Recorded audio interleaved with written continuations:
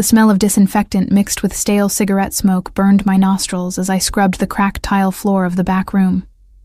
Each movement sent sharp pain radiating through my ribs, where Bruno had kicked me yesterday for being too slow.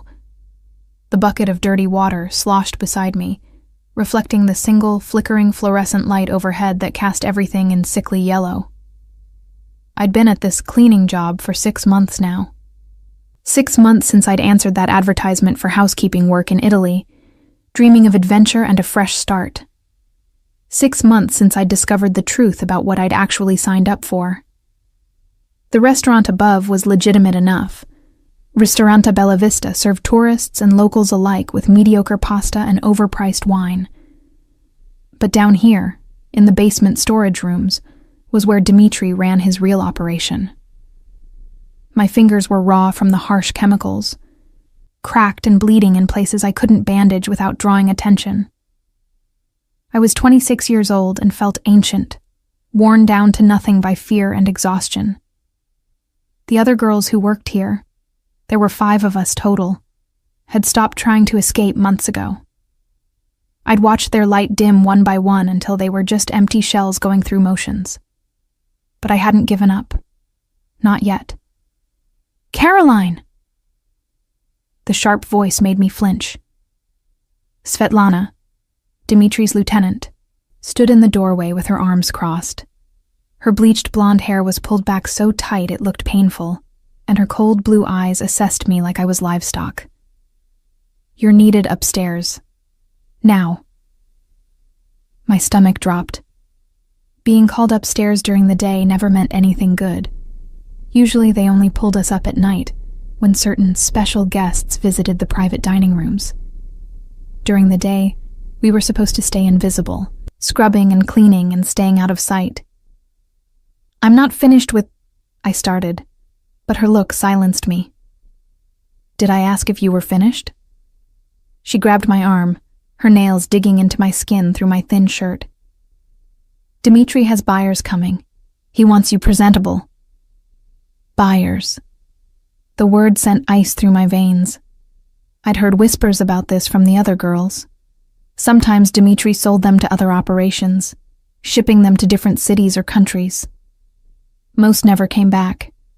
Svetlana dragged me up the narrow stairs, through the restaurant's kitchen where staff carefully avoided looking at us, and into a small office I'd never seen before.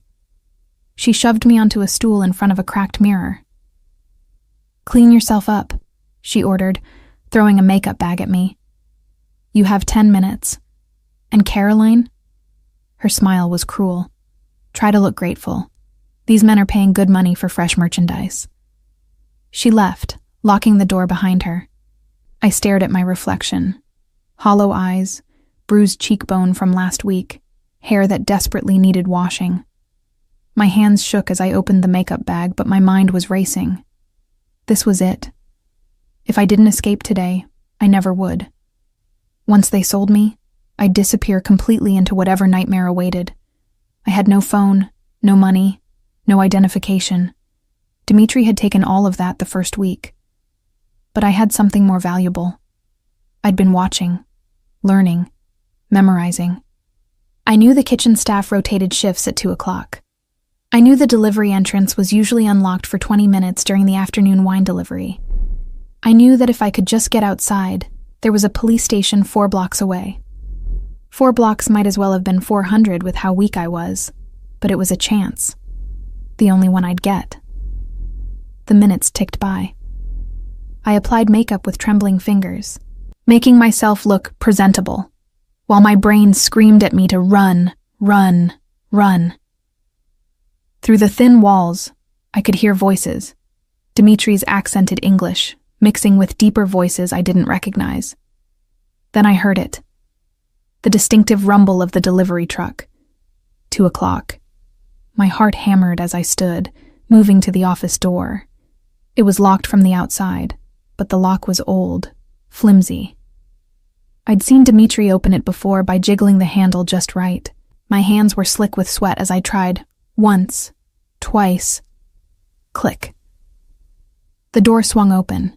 The hallway was empty. I could hear voices from Dimitri's main office, the buyers inspecting whatever documents he was showing them. The kitchen was to my right, the delivery entrance beyond it. I didn't let myself think. I just moved. The kitchen was chaos. Line cooks shouting orders, servers rushing in and out, steam rising from industrial stoves. No one looked at me as I slipped through, just another invisible girl in a world that had trained itself not to see. The delivery entrance was ahead, propped open as a man wheeled in cases of wine. Almost there. Almost... "Hey!" Svetlana's voice cut through the kitchen noise like a knife. "Stop her!" I ran. The delivery man tried to grab me, but I was small and desperate, and I ducked under his arm, bursting out into the alley. The October sun was blinding after the dim restaurant, but I didn't stop. I ran toward the street, my worn sneakers slapping against wet pavement. Behind me I heard shouting. Multiple voices. Dimitri's men were coming. The street was busy with afternoon traffic and pedestrians, but I knew from experience that wouldn't save me. People in this neighborhood had learned not to interfere with Dimitri's business. I'd tried screaming for help once, in those first desperate weeks, and everyone had simply looked away. I turned left, sprinting past closed shops and cafes. My lungs burned. My ribs screamed where Bruno had kicked them. But terror pushed me forward. 4 blocks. Just 4 blocks to the police station. 3 blocks. I risked a glance back and saw them. 2 of Dimitri's men, gaining on me. They were bigger, stronger, well-fed. I was running on nothing but fear and starvation rations. 2 blocks. My vision started to blur at the edges. My legs felt like they might give out. The police station was ahead. I could see it, but I wasn't going to make it. A car pulled up beside me. Sleek, black, expensive. The back door opened. "Get in." The voice was deep, commanding, unmistakably Italian. I didn't think. I dove into the back seat. The door slammed shut, and the car accelerated smoothly, leaving Dimitri's men shouting in the street behind us. I collapsed against the leather seat, gasping for air, my whole body shaking with adrenaline and terror and disbelief that I'd actually escaped. Then I looked up and saw the man sitting across from me. He was perhaps 40, with dark hair graying at the temples and eyes like polished onyx. Beautiful and completely cold. His suit probably cost more than everything I'd owned in my entire life. He studied me with the detached interest one might give an injured bird that had flown into a window. "Grazie," I managed, my voice hoarse. "Thank you. I need to get to the police." "No police." His accent was thick, but his English was clear. "You're running from Dmitri Volkov's operation, yes?" My breath caught. How did he know? "The police in this city are useless against men like Volkov," he continued, his tone matter of fact. "Half of them are on his payroll. You go to them. You'll be back in his basement by nightfall." Despair crashed over me. He was right. I'd heard enough whispered conversations to know Dmitri had connections everywhere. "Then where are you taking me?" I asked, suddenly aware that I'd jumped from one dangerous situation into another, potentially worse one. The man's lips curved into something that wasn't quite a smile. "Somewhere safe, under my protection." "Why would you help me?" "I didn't say I was helping you out of kindness." His dark eyes held mine. "In my world, nothing is free. But you have a choice. You can get out at the next light and take your chances with Volkov's men. Or you stay under my protection and accept what that means. What does it mean? It means you belong to me now." The words were delivered calmly, without emotion. "Not in the way Volkov owned you. I don't traffic in human misery. But you will live in my house, follow my rules, and in return, you will be safe. Completely untouchable. Do you understand?"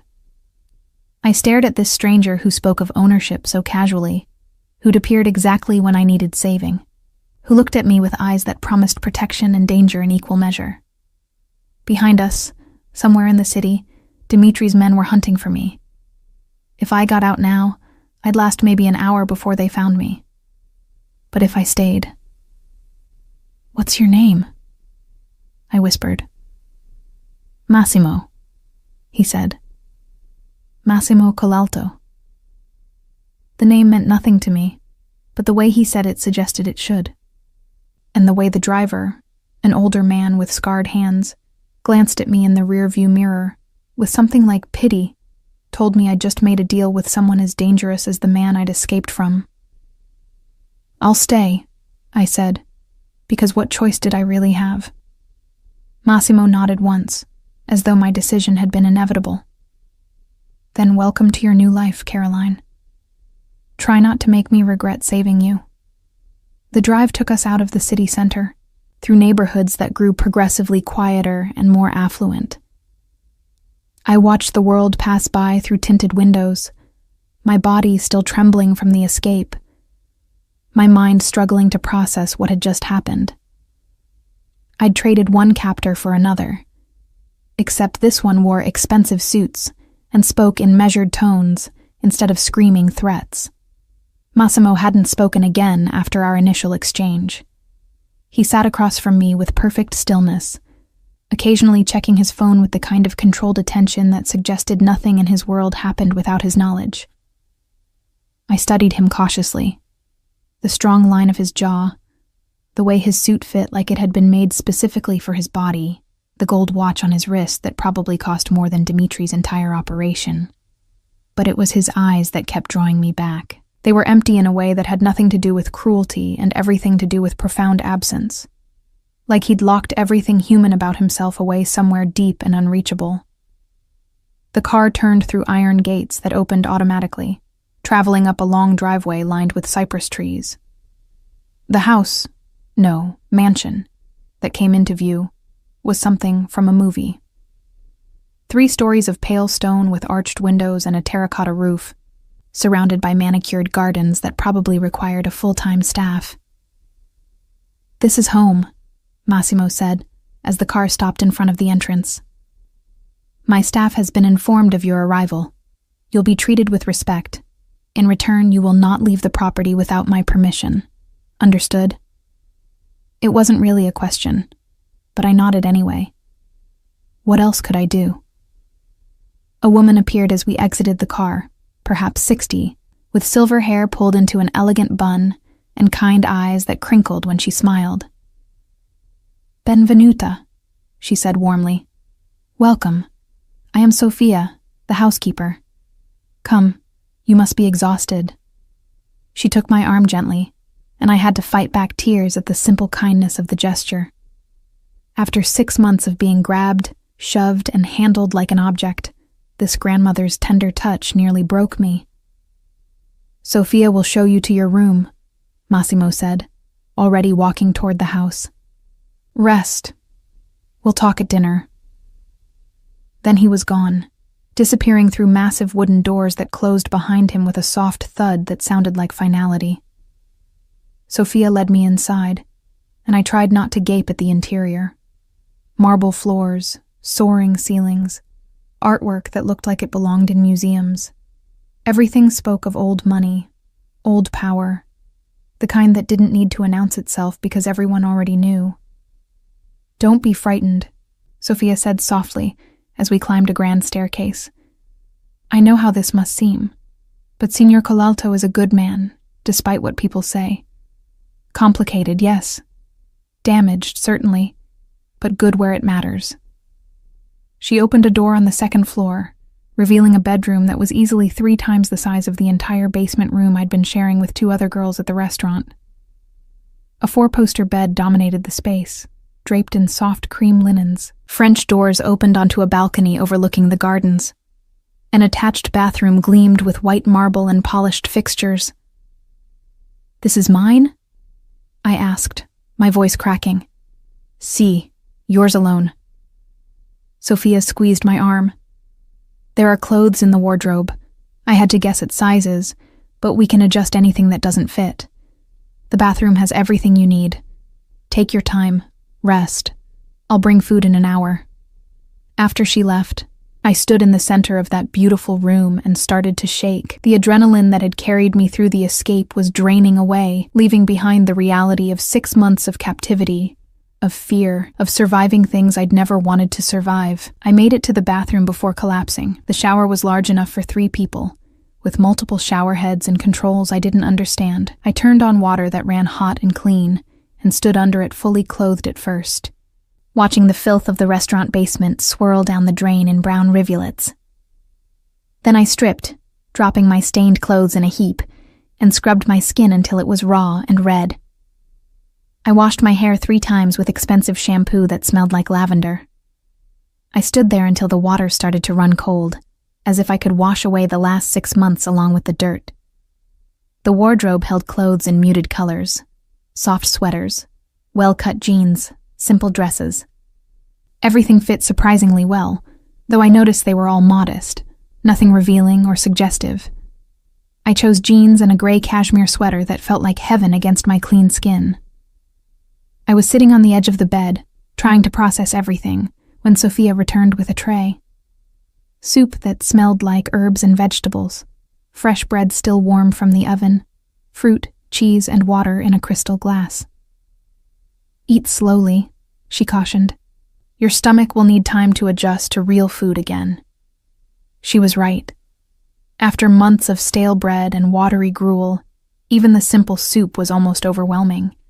But I ate carefully, savoring each spoonful, feeling strength return to my body with each bite. "Sophia," I said hesitantly, "what exactly is this place? Who is Massimo Colalto?"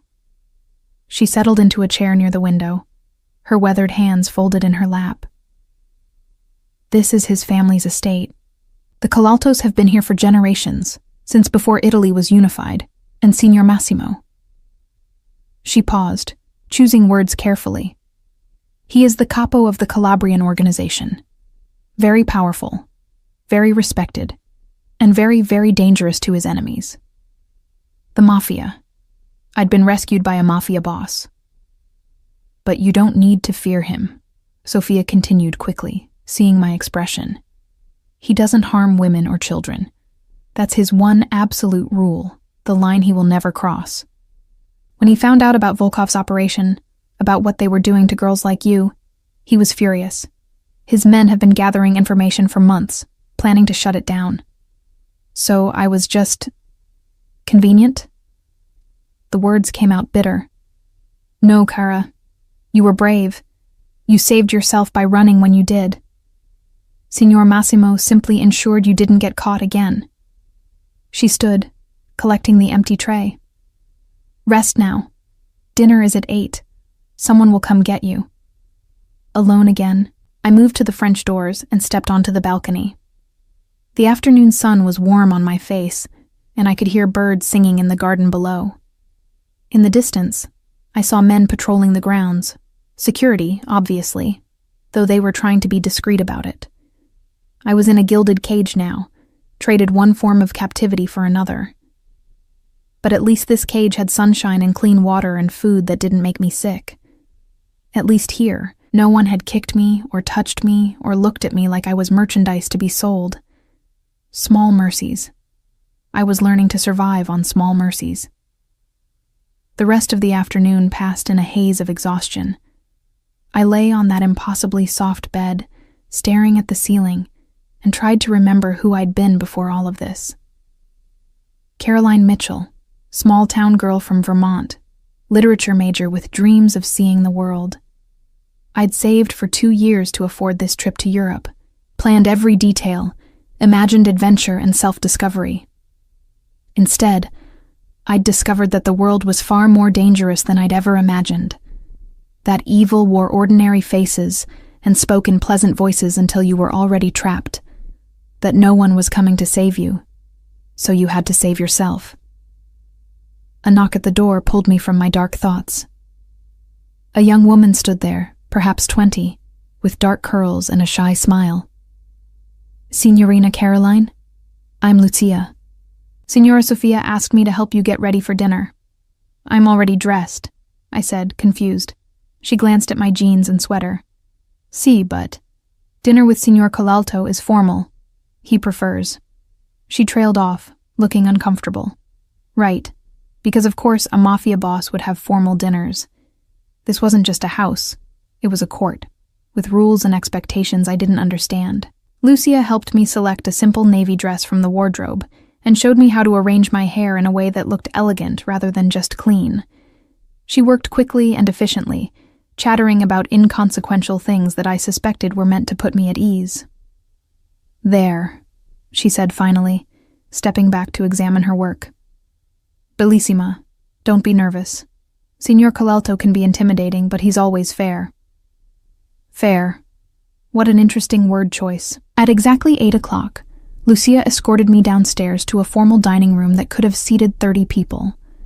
But only 2 places were set, at opposite ends of a table that seemed designed to maintain maximum distance. Massimo was already there, standing by the windows with a glass of wine in his hand. He'd changed into different clothes, still all black, but more casual now. Dark slacks and a black shirt with the sleeves rolled up, revealing forearms that suggested he didn't just delegate violence, he participated in it. He turned as I entered, those dark eyes sweeping over me with an assessment that was clinical rather than appreciative. Sit, he said, gesturing to the chair at the far end. A man appeared, older, probably part of the household staff, and filled my wine glass before I could protest. Another brought plates of food that looked and smelled incredible. Pasta with some kind of seafood sauce, salad with fresh mozzarella, bread that was still steaming. Eat, Massimo commanded. You need to regain your strength. We ate in silence for several minutes. I tried not to wolf down the food, tried to remember table manners I hadn't used in months, but hunger won out over pride. Tell me about yourself, he said finally. Where are you from? How did you end up in Volkov's operation? I set down my fork, my appetite suddenly gone. Does it matter? Yes, the single word was delivered without inflection, but I heard the command in it. This wasn't a request. Vermont, I said quietly. I graduated college 2 years ago.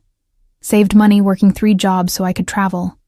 I saw an advertisement online for housekeeping work in Italy, room and board included. It seemed perfect. A way to see Europe while earning a bit of money. The agency handled all the paperwork, the visa, everything. And when you arrived?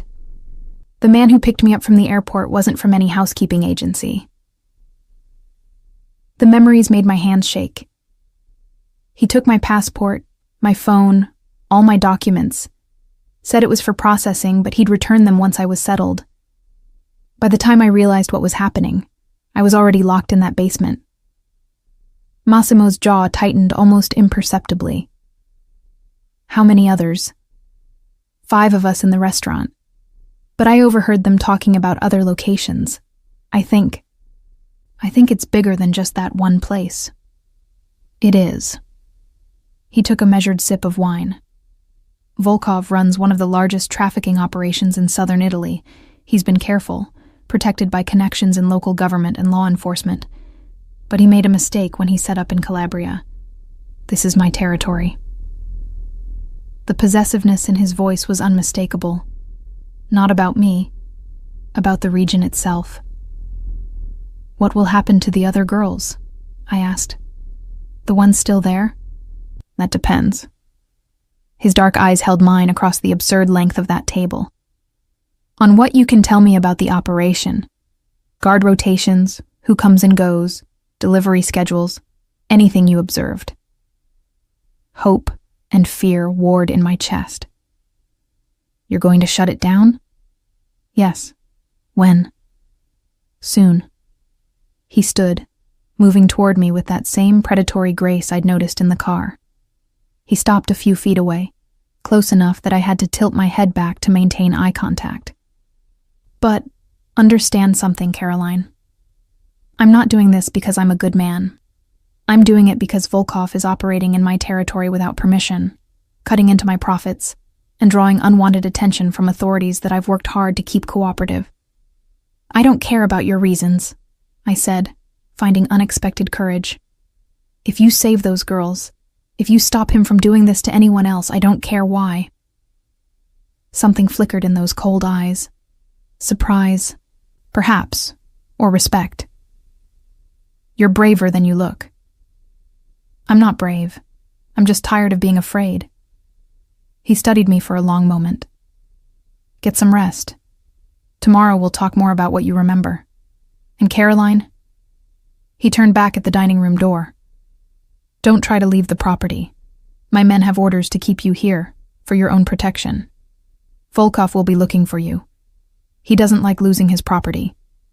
Then he was gone, leaving me alone in that massive room with half-eaten food and a future I couldn't begin to predict. I was safe, I reminded myself. I was clean and fed and safe. But as I climbed the stairs back to my beautiful prison, I couldn't shake the feeling that I'd simply traded one form of captivity for another. And that Massimo Colalto, despite his cold eyes and colder demeanor, was far more dangerous than Dmitry Volkov could ever hope to be. The next morning, I woke to sunlight streaming through the French doors I'd forgotten to close. For a moment, I was disoriented, my body tensing for the harsh wake-up call I'd grown accustomed to at the restaurant. But there was no Svetlana screaming, no bucket of cold water, no immediate threat. Just birdsong and the distant sound of someone working in the gardens below. I lay in that soft bed and let myself feel it. The first morning in 6 months where I wasn't immediately terrified. My body ached in different ways now. The exhaustion of escape rather than the constant pain of captivity. My ribs still hurt where Bruno had kicked me, but the hot shower last night and the real food had helped more than I'd expected. A knock at the door made me sit up, pulling the covers instinctively higher. "Come in," I called, my voice still rough with sleep. Sophia entered with another tray, this one laden with breakfast. "Buongiorno, cara. I hope you slept well." "Better than I have in months," I admitted. She set the tray on a small table near the window and began opening the French doors wider, letting in fresh air that smelled of roses and earth. "Signor Colalto requests that you join him in his office after breakfast. No rush. Take your time." After she left, I ate slowly, savoring fresh pastries and fruit and coffee that tasted like heaven. Through the window, I could see the grounds more clearly now. The gardens were extensive and immaculately maintained, with paths winding between flower beds and sculpted hedges. Beyond them, I could see what looked like orchards in the distance. It was beautiful in a way that felt almost cruel after the ugliness I'd been living in. I dressed in jeans and a simple white blouse from the wardrobe, took longer than necessary to arrange my hair, and finally forced myself to leave the sanctuary of my room. A young man I hadn't met before was waiting in the hallway, one of Massimo's security, though he tried to look casual about it. "Signorina," he said with a slight bow. "This way, please." He led me through corridors I hadn't seen yesterday, past rooms that looked like they were rarely used, until we reached a heavy wooden door. He knocked once, then opened it at Massimo's muffled response. The office was exactly what I'd expected. Dark wood paneling, floor-to-ceiling bookshelves, a massive desk that looked like it had been carved from a single piece of mahogany. But what I hadn't expected were the photographs. They were everywhere. On the desk, on the shelves, covering one entire wall. All of them showed the same two people. A beautiful woman with long dark hair and luminous eyes, and a little girl who couldn't have been more than 3, with her mother's eyes and her father's serious expression. Massimo stood by the window, his back to me, phone pressed to his ear. He was speaking rapid Italian, his voice cold and controlled. I caught the name Volkov and several other words I didn't understand, but the tone was unmistakable. He was giving orders, and they weren't pleasant ones. He ended the call and turned to face me. In daylight, I could see details I'd missed yesterday. The fine lines around his eyes that spoke of sleepless nights. The slight shadow of beard that suggested he hadn't bothered to shave. the wedding ring he still wore on his left hand. "Sit," he said, gesturing to a leather chair facing his desk. I sat, hyper-aware of all those photographs watching me. "Your wife?"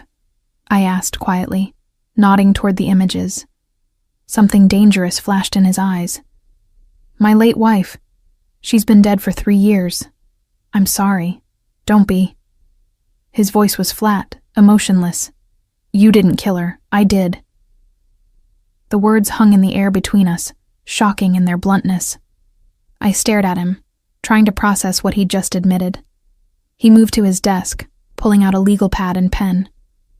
"Tell me everything you remember about Volkov's operation. Start with the layout of the building." "You just said you killed your wife," I protested. "You can't just—" "I can, and I did." He met my eyes, and the emptiness in them made me shiver. "Now answer my questions, Caroline. The sooner you do, the sooner we can shut down Volkov's operation and save those other girls. Or would you prefer they continue suffering while we discuss my dead wife?" The coldness in his voice was like a slap. I opened my mouth to argue, then closed it again. He was right, in his cruel way. My curiosity about his past didn't matter compared to the girls still trapped in that basement. So I told him. Everything I could remember about the restaurant's layout, the basement rooms, the delivery schedules I'd observed, the guards who rotated shifts, Bruno, who was cruel, and Marco, who was merely indifferent, the clients who visited the private rooms upstairs, the other locations I'd overheard them mention in passing. Massimo took notes with mechanical precision, asking sharp questions that revealed how thoroughly he understood this kind of operation. He didn't react to the worst details, didn't show disgust or anger or anything that suggested he was human beneath that cold exterior. "How many girls did you say were in the basement?" he asked. 5, including me. But I heard Svetlana, she's Dimitri's lieutenant, talking about moving some of us to a location in Naples, and there was mention of a warehouse near the docks. He made more notes. "Names. Give me the names of the other girls if you know them." "Anya, Katya, May, and Sophia, but I don't know their last names. They stopped using them after a while." For the first time, something flickered in his expression. Not quite emotion, but a crack in the ice. "They break you down, make you forget who you were before. Standard tactic. You sound like you have experience with this." "I do." He set down his pen. "Not as a victim, but I've dismantled enough trafficking operations to know how they work. Volkov is particularly vicious, but the methodology is always the same. Strip away identity, isolate from support systems, convince the victims that escape is impossible." "It almost was impossible," I said quietly. "If you hadn't been driving by." "I wasn't driving by." He cut me off. "I was watching the restaurant. My men have had it under surveillance for 2 weeks, gathering intelligence. When my driver saw you run out, he called me. I made a decision." "Why? Why help me specifically?" Massimo was silent for a long moment, his dark eyes studying me with that same clinical assessment. "Because you were running. Most trafficking victims stop trying after the first few attempts. They accept their situation. But you hadn't. That suggested you were stronger than the others, which meant you'd be more useful for gathering information." The honesty of it stung. I'd wanted him to say something noble, that he'd been moved by compassion or duty. But of course, this was a transactional world, and I was simply a useful tool. "I see," I said, keeping my voice neutral. "Do you?" He leaned back in his chair. "I doubt it. You're still thinking like someone from your old life, where people do things out of goodness or kindness. That world doesn't exist here, Carolyn. Everything has a price, and nothing is free. I saved you because you're valuable to me. You're providing information that will help me eliminate a competitor and expand my own operations. That's the only reason you're sitting in that chair instead of still scrubbing floors in Volkov's basement." I stood abruptly, anger finally breaking through the fear. Then why the nice room? Why the expensive clothes and the good food? If I'm just a source of information, why not lock me in a cell and interrogate me? Because I'm not an animal. His voice was still calm, but there was steel beneath it. I don't torture women for information.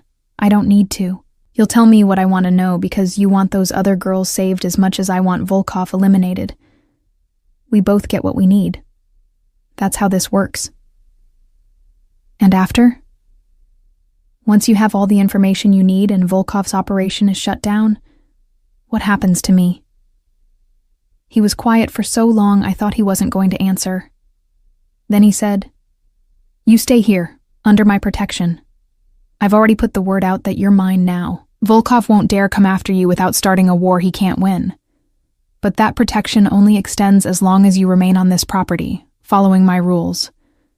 So I'm still a prisoner, just in a nicer cage. Yes. No apology, no attempt to soften it, just brutal honesty. But you're alive, Caroline. And you're safe. That's more than you had yesterday." He was right, and I hated that he was right. I sank back into the chair, exhausted by the conversation, by the reality of my situation. "What happened to your wife?" I asked, surprising myself. Massimo's expression went completely blank. "That's not relevant to... You said you killed her. How does a man kill his own wife and then wear her ring 3 years later?" I said I killed her. I didn't say I murdered her. His hand went unconsciously to the ring, twisting it. "There's a difference." "Then tell me the difference." For a moment I thought he would refuse, would shut down the conversation and dismiss me. But instead, he stood and walked to the wall of photographs, stopping in front of a larger one, his wife and daughter, both laughing at something off camera, their faces full of life and joy. "Her name was Julia," he said softly, and for the first time, his voice carried actual emotion. "We married young, had Isabella 3 years later. I thought I could keep them separate from my work, build a wall between my family and my business. I was arrogant enough to believe I could have both." He touched the photograph gently, almost reverently. "I was wrong. My enemies didn't care about walls or separation. They saw my wife and daughter as the perfect targets, as weaknesses to exploit." My chest tightened as I realized where this was going. What happened? A rival family decided to send a message. They planted a bomb in Julia's car. His voice was completely flat now, drained of emotion. "She was taking Isabella to her grandmother's house. The explosion killed them both instantly. I was in a meeting when I got the call. I didn't even get to say goodbye." "That wasn't your fault," I said quietly. "You didn't plant that bomb." He turned to face me, and the look in his eyes was terrible. Not angry or sad, but utterly dead. I might as well have. I knew the risks. I knew what kind of world I lived in, what kind of enemies I had. But I was selfish. I wanted a family, wanted love, wanted normalcy, and my selfishness got them killed. "Is that why you live like this?" I gestured vaguely at the office, the empty house. "Alone with your guilt." "I live like this because I deserve to, and because I learned my lesson, Caroline. Love is a weakness in my world. Family is a target painted on your back. The only way to survive is to care about nothing and no one, to be as cold and empty as the men who killed my wife and daughter." The pain beneath his words was palpable despite his attempts to bury it. I understood suddenly why he'd helped me, why he'd taken me in.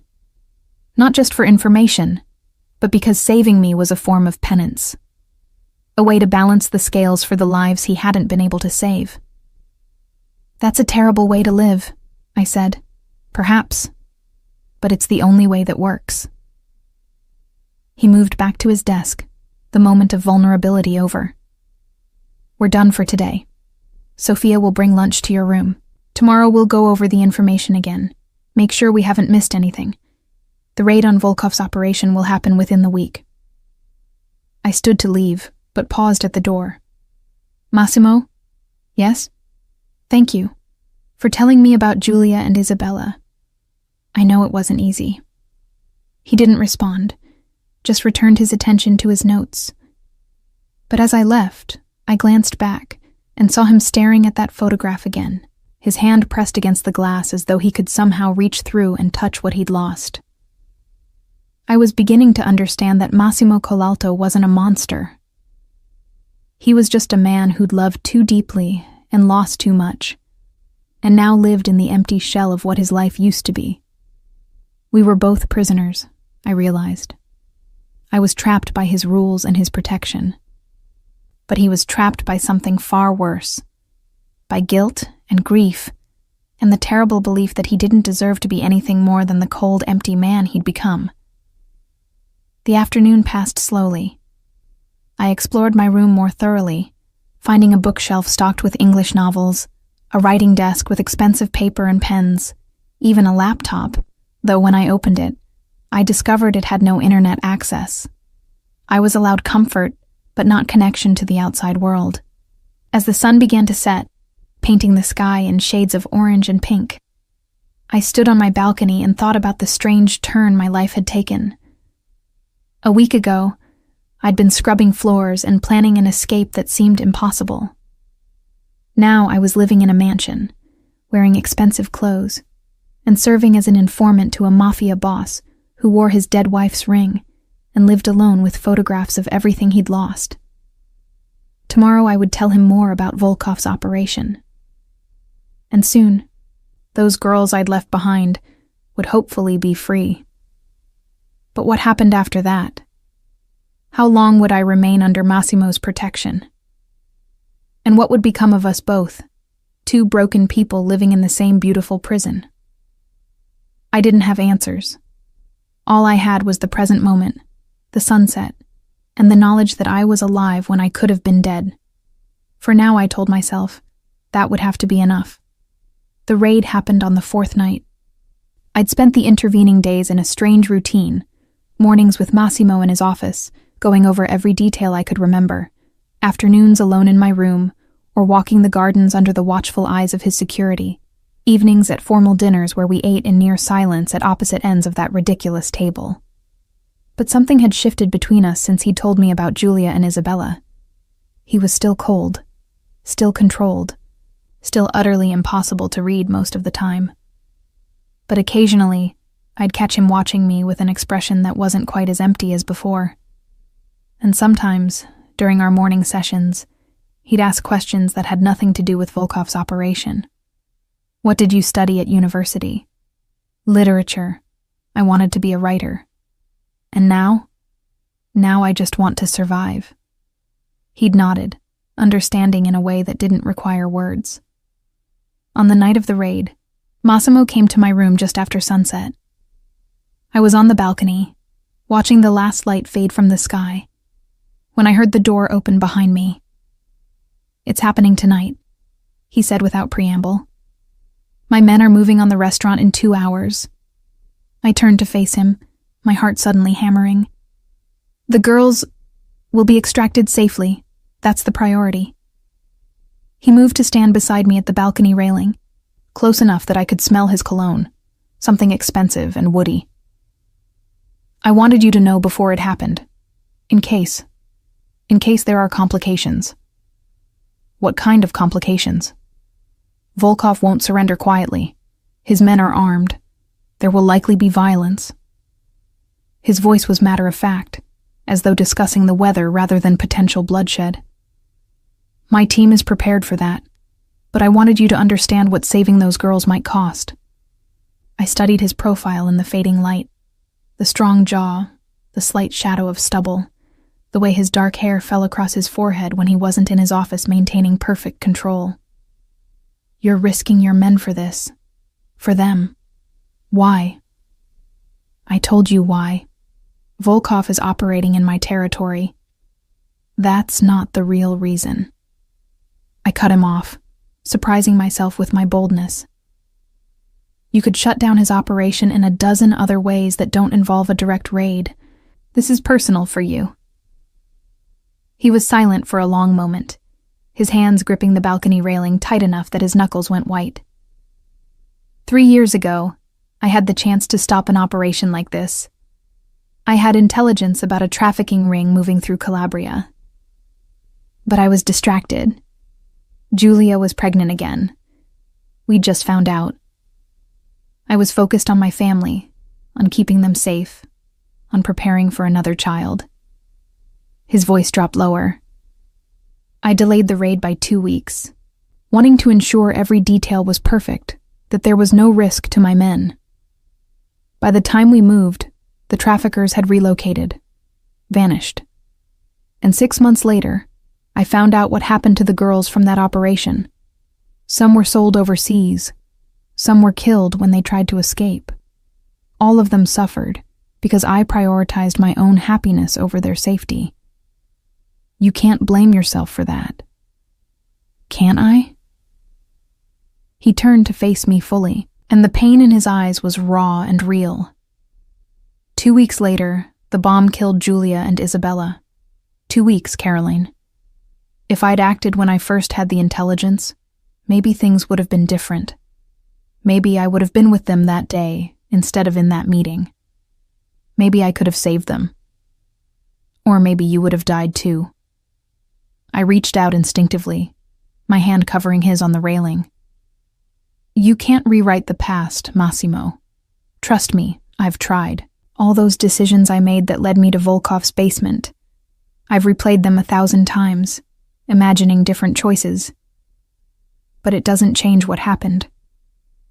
He stared at my hand on his, and I realized it was the first time I'd voluntarily touched him. Something shifted in his expression. Surprise, then something darker and more complicated.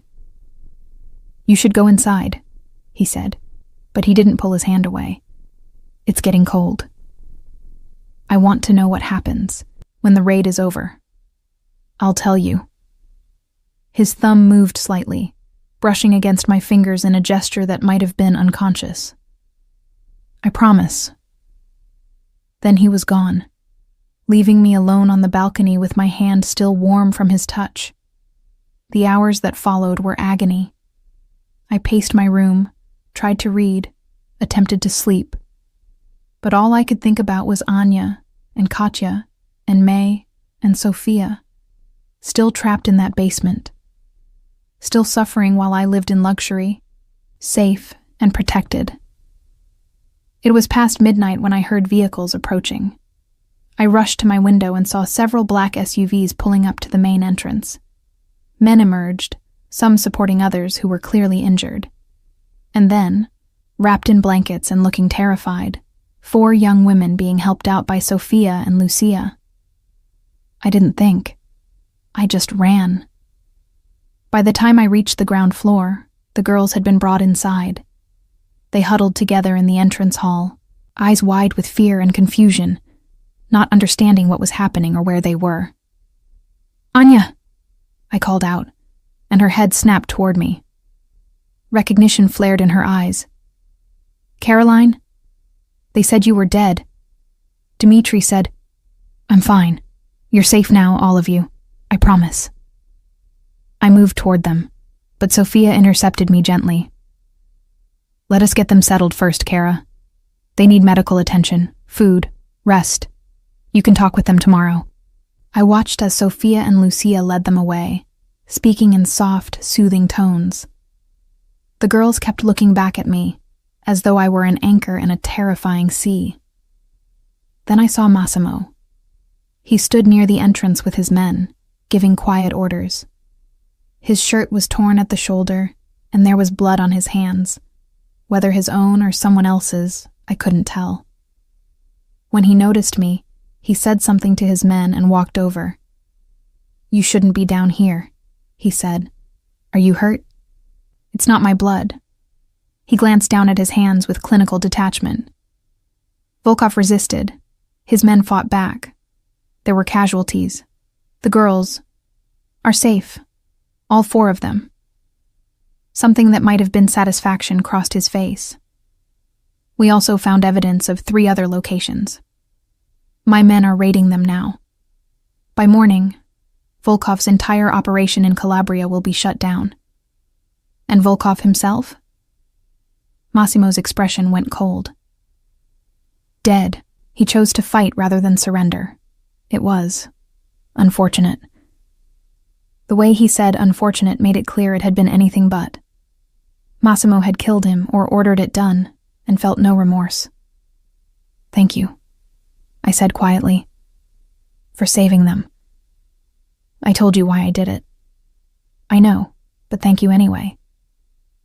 We stood there in the dimly lit hallway, and for the first time since I'd met him, Massimo looked almost uncertain. "You should rest.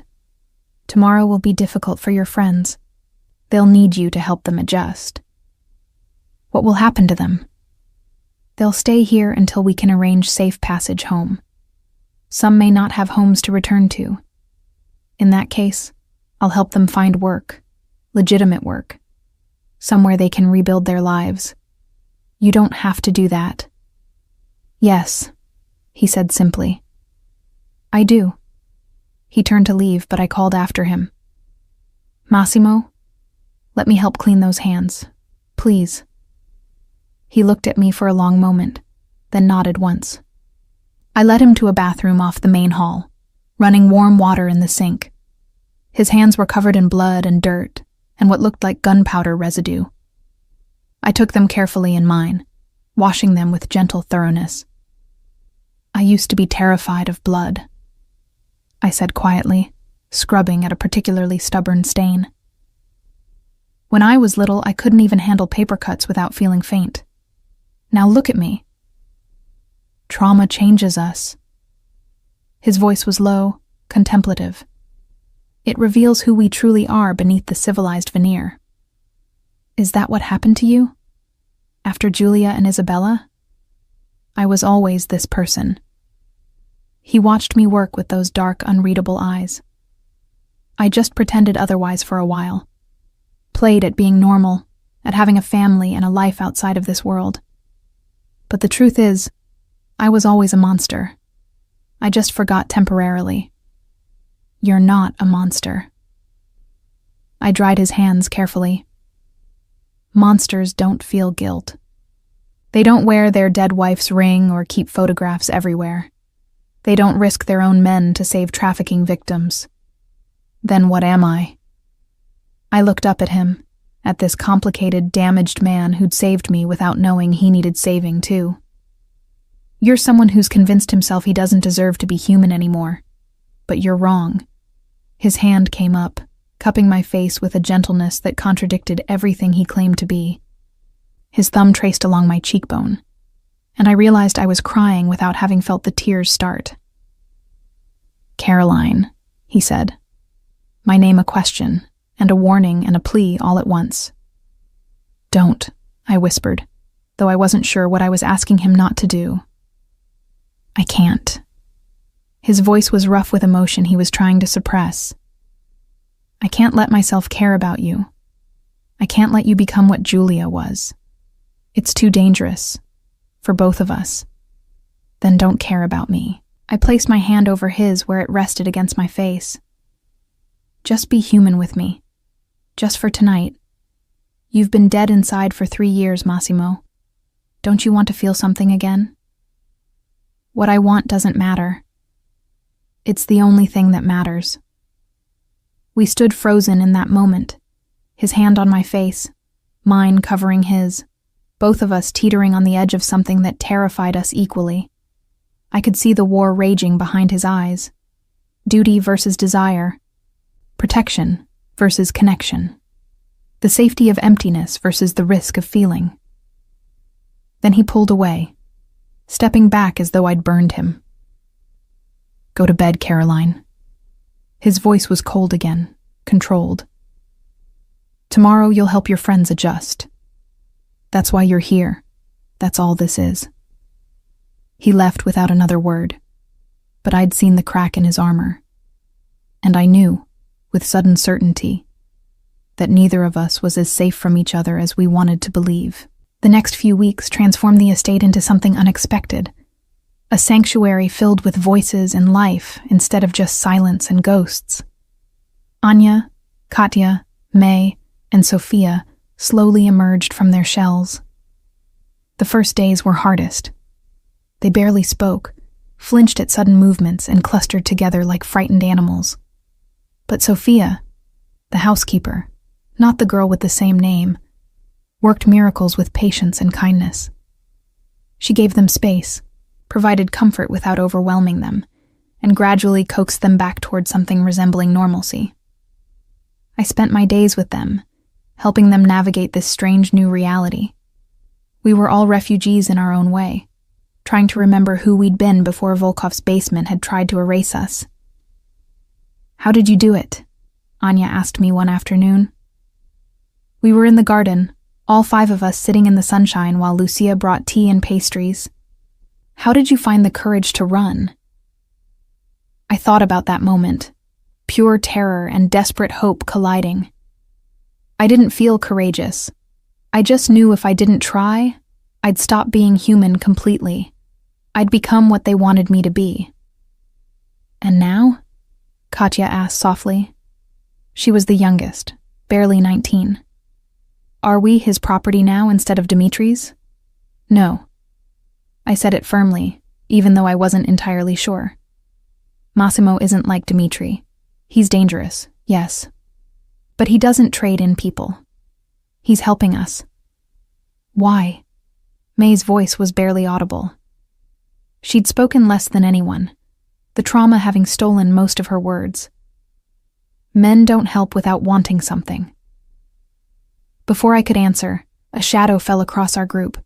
Massimo stood there, and all 4 girls immediately tensed, their eyes dropping to the ground in that terrible learned submission. "Walk with me," he said to me, then added more gently to the others. "Please, continue enjoying the garden. This is your home for as long as you need it." I followed him along one of the winding paths, waiting for him to speak. Since that night after the raid, we'd barely talked. He'd been avoiding me, I thought. Or maybe I'd been avoiding him. The moment in that bathroom had revealed too much, made us both too vulnerable. "They're adjusting well," he said finally. "Sophia says Katya has been helping in the kitchen. She has a talent for cooking. She wants to feel useful. We all do. I've made arrangements for 3 of them. Anya has family in Poland who've been located. May's parents in Taiwan have been contacted. They thought she was dead. Sophia wants to stay in Italy, so I'm arranging work and housing in Rome, far from here." "And Katya?" "Her parents disowned her when they found out what happened to her. They blame her for bringing shame to the family." His voice was hard with anger. "I offered her a position here, on the estate. She can work in the kitchen, learn proper culinary skills. When she's ready, I'll help her find placement at one of the restaurants I have interests in." I stopped walking, turning to face him. "You're being remarkably kind for a man who claims to be a monster. It's practical. Skilled workers are valuable." But his tone lacked conviction. "Massimo." I waited until he looked at me. "Why are you really doing this?" He was silent for a long moment, his dark eyes searching mine. Finally, he said, "Because I couldn't save Julia and Isabella, but I can save them. And maybe if I save enough people, maybe if I do enough good, it'll balance the scales somehow. Make me less of the monster I've become. You can't earn redemption through arithmetic. Perhaps not, but I have to try." We walked in silence for a while, the afternoon sun warm on our faces. I noticed small things about him that I'd missed before. The way he unconsciously touched his wedding ring when he was thinking. How his shoulders carried tension like armor. the fleeting expressions that crossed his face when he thought no one was watching. "Caroline," he said suddenly, "your visa expires next month. I've had my lawyers working on an extension, but there are complications. Questions about why you're here, who's sponsoring you. The authorities are curious." My stomach dropped. "What does that mean?" "It means you have two choices. You can return to America, and I'll ensure you have funds to restart your life there. Or..." He paused, his jaw tightening. "Or we can find another solution." "What kind of solution?" "Marriage." The word was delivered clinically, like a business proposal. "If you marry an Italian citizen, the visa issues disappear. I have lawyers who can arrange it quickly, quietly. It would be purely for legal purposes. Of course, you'd maintain your own residence, your own life. Just paperwork to keep you safe and legal."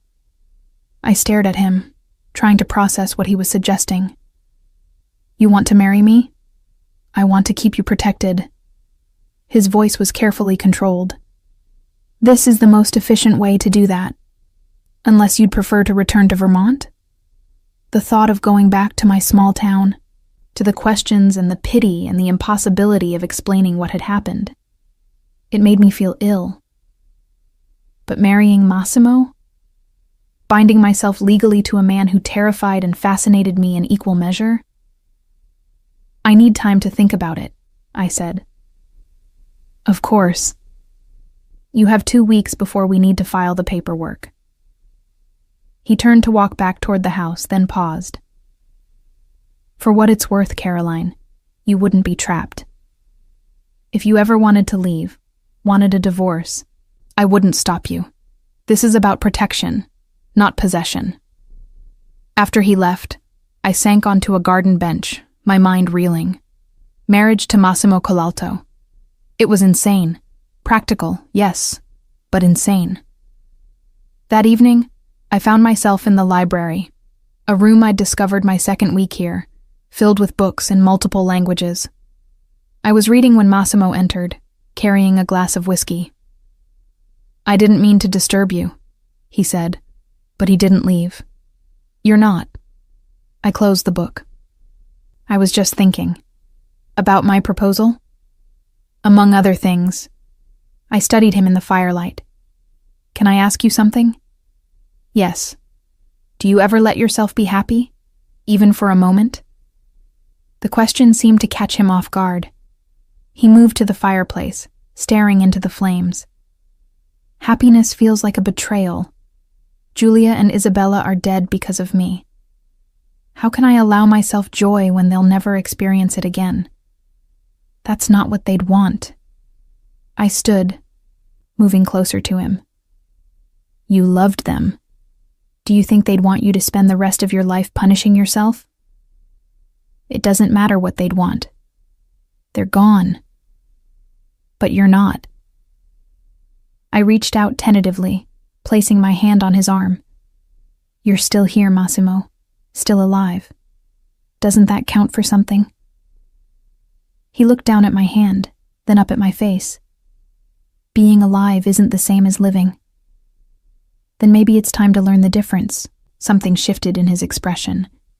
Before I could process it, his hand came up to cup my face, just as it had that night after the raid. But this time, he didn't pull away. "You make me want things I swore I'd never want again," he said, his voice rough. "You make me feel things I promised myself I'd never feel. And that terrifies me more than any enemy I've ever faced." "I'm terrified too," I admitted. "Every time I trust someone, every time I think I'm safe, it falls apart. But Massimo, maybe being terrified together is better than being safe and alone." His thumb traced along my cheekbone, and I could see the war raging behind his eyes. "If I let myself care about you, if I let you in, I put you at risk. Everyone I've ever loved has paid the price for that love. You can't control everything. You can't predict the future. All you can do is choose whether to live in fear of what might happen or embrace what's right in front of you. and what's right in front of me. His voice had dropped to barely a whisper. Someone who understands what it's like to survive the unsurvivable. Someone who's seen you at your worst and doesn't run. Someone who's asking you to be brave enough to try again. For a long moment, we stood frozen, the air between us charged with everything unsaid. Then, slowly, deliberately, he lowered his head and kissed me. It wasn't like the passionate, desperate kisses I'd read about in books. It was tentative, questioning, almost fragile, as though he was afraid I might shatter under his touch. His lips were soft against mine, tasting of whiskey and something darker, something that spoke of pain and longing and desperate hope. I responded instinctively, my hands finding their way to his chest, feeling his heart racing beneath my palms.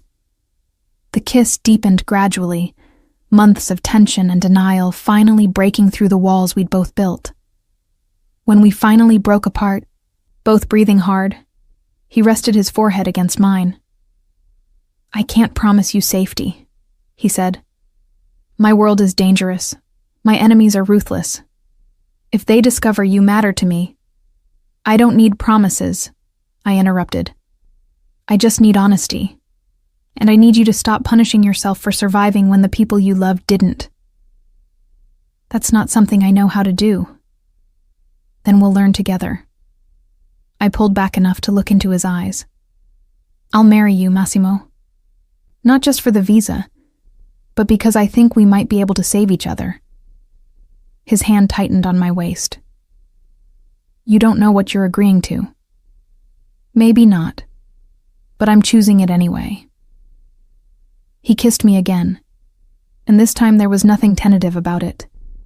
This was claiming and surrender, fear and courage, two broken people reaching for something whole. When Sophia found us the next morning, wrapped in each other on the library sofa where we'd talked through the night, she simply smiled and quietly closed the door. The wedding preparations began immediately. Not a grand affair. Massimo wanted something small, private. Just us, a priest, and the necessary witnesses.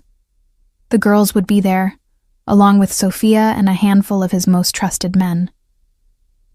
"Are you sure about this?"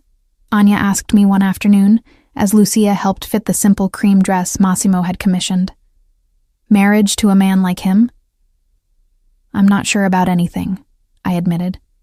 "But I'm choosing it anyway. That has to count for something."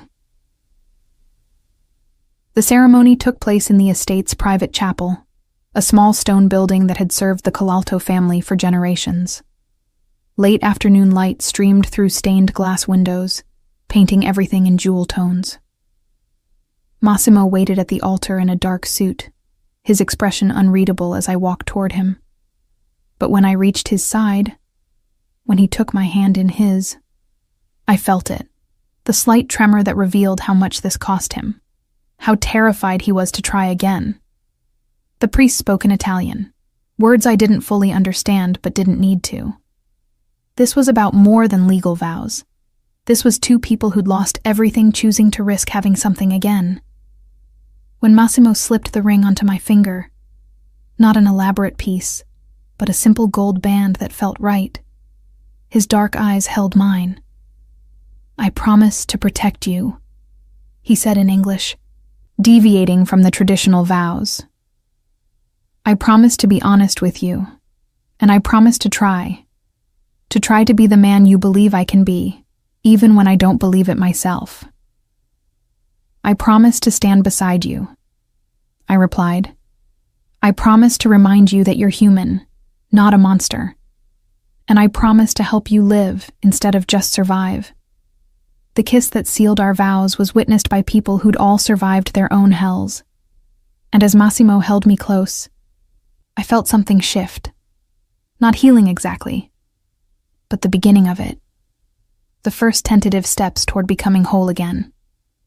That night, in the master bedroom he'd avoided for 3 years, he finally took down some of the photographs.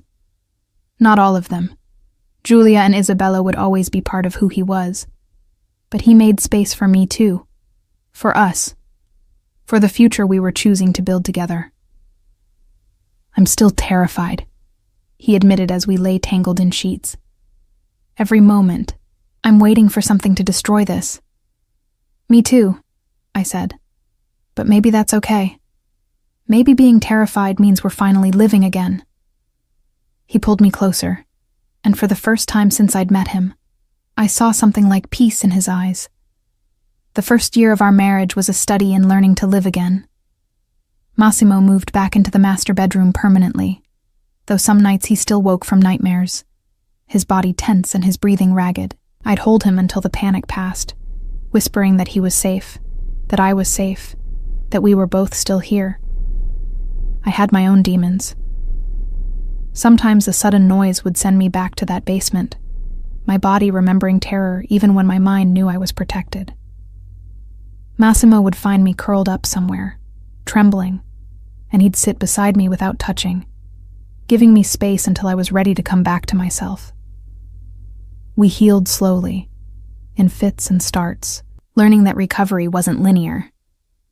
Some days were good. Some days we both retreated behind our walls. But we always came back to each other. The other girls moved on to their new lives.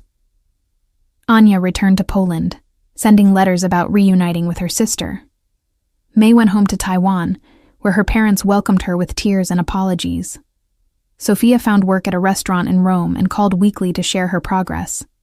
And Katya stayed with us, becoming part of the household, her talent in the kitchen blooming under the patient guidance of our chef. But new girls kept arriving. Massimo's raid on Volkov's operation had revealed connections to trafficking networks throughout Italy. His men continued to gather intelligence, to shut down operations, to extract victims, and each time they brought the survivors to our estate, to the safety and healing we could provide. We need more space, I said to Massimo one evening, 6 months into our marriage. We were in his office, our office now, reviewing reports from his latest operation. The guest rooms are full. We're housing 12 women now, and there are more being rescued every week. He leaned back in his chair, studying me. What are you proposing? A proper facility. Not just temporary housing, but a real refuge. Somewhere they can stay as long as they need, with counselors and medical care and job training. Somewhere they can rebuild their entire lives, not just survive.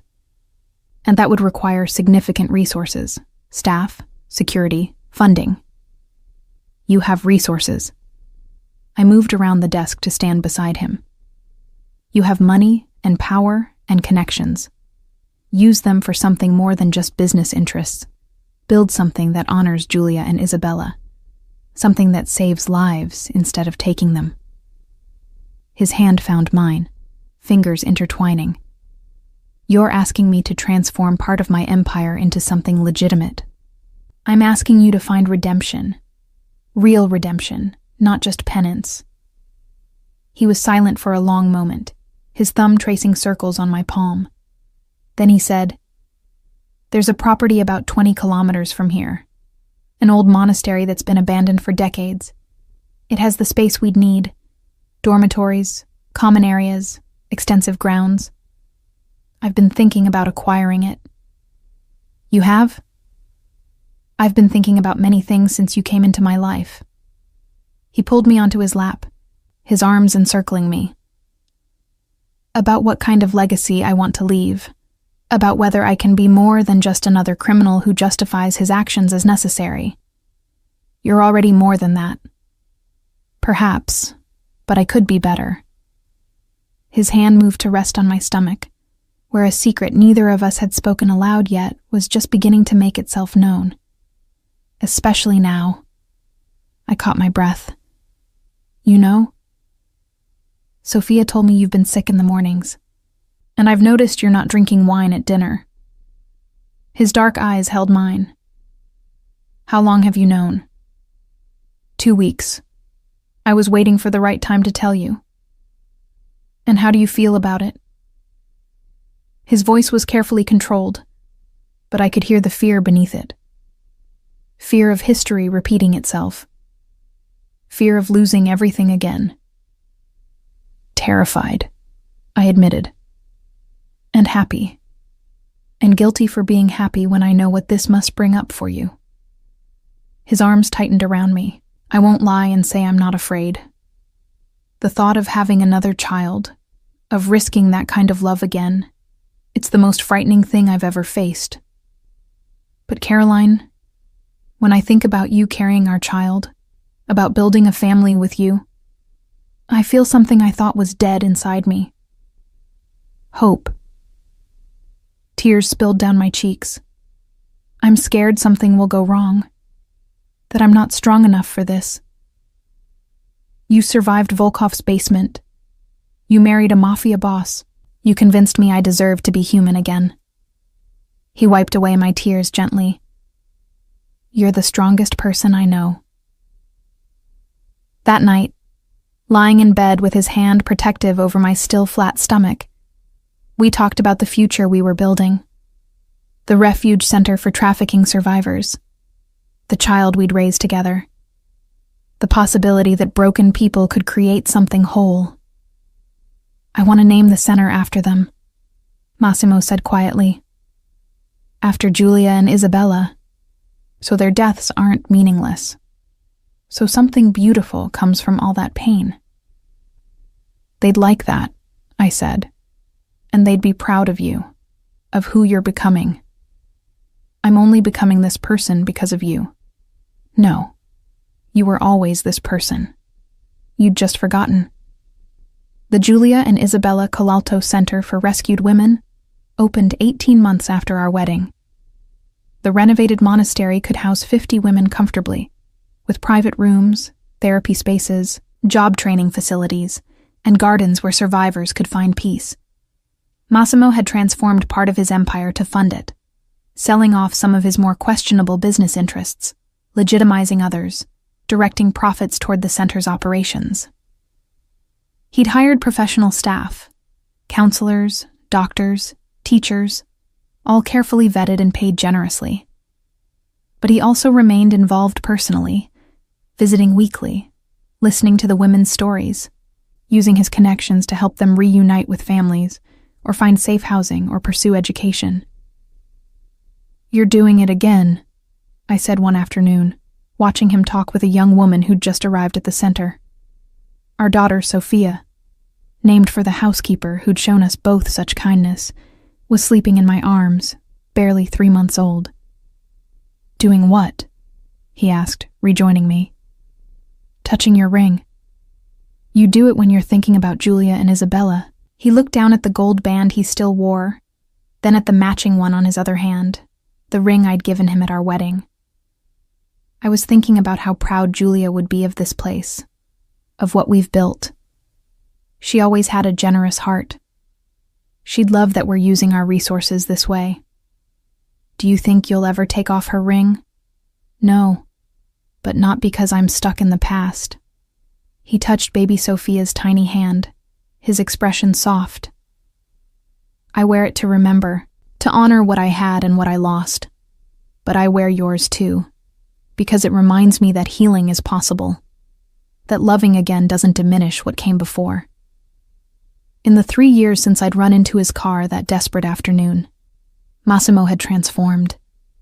He still ran his criminal empire. Some things couldn't be completely legitimized without putting everyone at risk. But he'd drawn clear lines, rules he wouldn't break. No trafficking, no drugs, no harm to innocents. He'd become a different kind of power in Calabria, still dangerous, still feared, but also respected in unexpected ways. The center had saved over 200 women in its first year alone. Some stayed only weeks, just long enough to recover and reconnect with families. Others remained months or years, rebuilding themselves piece by piece.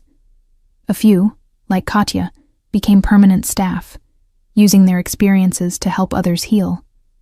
And I'd found my own redemption in the work. I ran the center's operations, coordinated with law enforcement and social services, wrote grant proposals to supplement Massimo's funding. I'd finally become the writer I'd always wanted to be, just not in the way I'd imagined. I wrote the stories of survivors, gave voice to their experiences, used those narratives to raise awareness and funds. "She looks like you," Massimo said, studying our daughter, same determination in her eyes. She has your stubbornness, a dangerous combination. But he smiled, real and genuine, and I marveled at how far he'd come from the empty man who'd rescued me. That evening, we stood on the terrace overlooking the center's grounds. Women walked the gardens in small groups, laughing and talking. Some worked in the vegetable plots we'd planted. Others sat in the shade, reading or simply existing in safety. "Do you ever regret it?" I asked. "Taking me in that day?" "Your life was simpler before I complicated it." "Simpler, yes, but I wasn't really living." He pulled me close. Baby Sophia nestled between us. "You showed me that surviving isn't enough, that I had a choice between existing as an empty shell or risking pain to feel something real again." "And was it worth the risk?" He kissed the top of my head. "Every moment of fear, every nightmare, every time I wake up terrified I'll lose you. Yes, it's worth it. Because you gave me back my humanity, Caroline. You and Sophia, and all the women we've helped. You gave me a reason to be more than just the monster people feared. You were never really a monster. Perhaps not. But I'd convinced myself I was. That was its own kind of prison. We stood there as the sun set, watching the center's residents settle into evening routines. Safe, protected, healing. I thought about the girl I'd been, running through rain-soaked streets with terror driving her forward. I thought about the man Massimo had been, locked in grief and convinced he deserved nothing but emptiness. We'd both been so broken. But somehow, impossibly, we'd found each other. And in choosing to risk love again, in choosing to build something beautiful from our shared pain, we'd discovered that redemption wasn't about erasing the past. It was about honoring it while refusing to be imprisoned by it. "I love you," I said, the words still new enough to make him pause. "I love you too." He gathered both of us closer. My Caroline, my Sophia, my second chance at everything. As night fell over the center, over the refuge we'd built for others, and the family we'd built for ourselves, I felt something I hadn't experienced in years. Not just safety or contentment, but genuine joy. The kind that came from choosing life over mere survival. From choosing love despite every reason to remain afraid. Massimo had saved me that day in his car, but I'd saved him too. And together, we were saving others. One woman at a time, one day at a time, building something that transformed pain into purpose and darkness into light. We were living proof that broken people could heal, that love was worth the risk, that redemption was possible, even for those who'd convinced themselves they didn't deserve it. And as I looked at my husband, no longer empty, no longer just surviving, and our daughter sleeping peacefully between us, I knew with absolute certainty that running into Massimo Colalto's car had been the best decision I'd ever made. We'd both been running from different nightmares, but we'd found each other, and that made all the difference.